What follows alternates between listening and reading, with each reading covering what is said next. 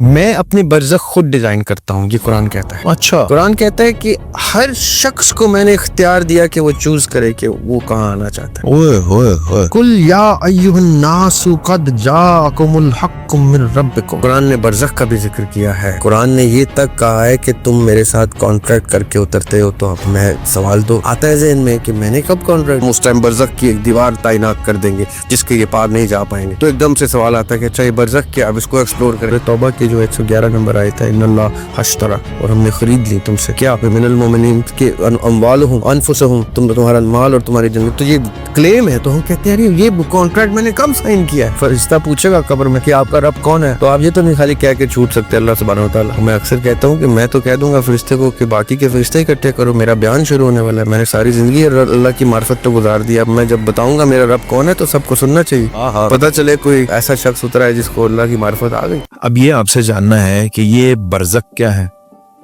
یہ عالم روا کیا ہے، اور اس کا شعور جو ہے انسان کو لازم ہے کہ اسی دنیا میں مل جائے، یا کئی لوگ ایسے بھی ہیں جو اس شعور کے بغیر ہی چلے جاتے ہیں دنیا؟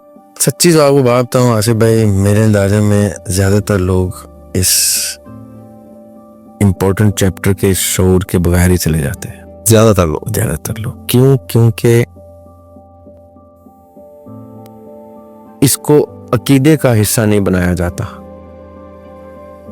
دیکھیں، ایمان کی کچھ شرائط ہیں کہ میں اللہ پہ ایمان لایا، اس کے فرشتوں پہ ایمان لایا، اس کے رسولوں پہ لایا، اس کی کتابوں پہ لایا، قیامت کے دن پہ اور اس کے سامنے اٹھائے جانے پہ ایمان لایا۔ یہ ایمان کی شرائط مکمل ہوتی ہیں تو اس میں عالم ارواح پہ اور برزخ پہ ایمان لانے کی کوئی شرط نہیں ہے۔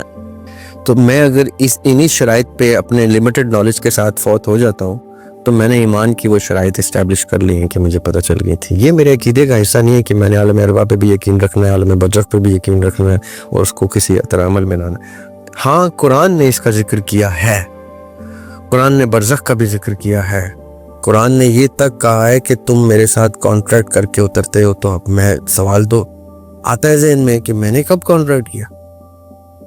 مجھے تو آپ نے کہا کہ میں دنیا کی مٹی سے اکٹھا کر کے بنایا گیا ہوں اور دنیا میں ہی میری ولادت ہوتی ہے، دنیا میں ہی میں دفن کر دیا جاتا ہوں، تو وہ میری باڈی کا کون سا فیز تھا جس نے آسمان پہ، فلک پہ یا کسی ٹائم زون میں کسی اور جگہ پہ ایسا وعدہ کیا تھا؟ تو وہ وعدہ میں نے ہرگز نہیں کیا تھا، وہ میری باڈی نے، جسد نے نہیں کیا تھا، میری روح نے کیا تھا۔ تو جیسے آپ اس کو ایکسپلور کرتے کہ اچھا روح نے کیا تھا، تو پھر وہ سورہ الاعراف کی آیت آ جاتی ہے 172 کی، ہم نے آدم کی پشت پہ ہاتھ رکھا اور ارواح نکالی اور کہا لست بربکم، کیا میں تمہارا رب نہیں؟ تو سب نے کہا آپ ہی ہمارے رب ہے، قالوا بلا۔